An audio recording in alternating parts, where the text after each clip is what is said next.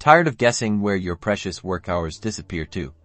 Let's tame that time and manually enter entries in Clockify, so you can see exactly where your time goes. Okay, first things first, make sure you're logged into your Clockify account and head over to the Time Tracker tab. See that big, friendly Add Time button? Click it. This opens up the manual time entry form. Now, select the project you worked on, click the project field and choose from the drop-down menu if your project isn't listed. You can quickly create a new one right here. Next, let's specify the task similar to the project selection. Click the task field and choose the relevant task. You can also create a new task if needed. Add a brief description of what you did. Be specific. This is your future self's best friend when recalling what you worked on.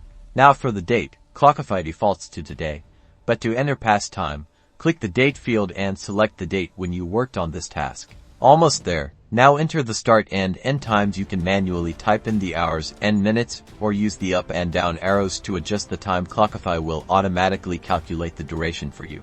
Double check everything is accurate, and then hit that save button. Congratulations, you've successfully entered your time manually.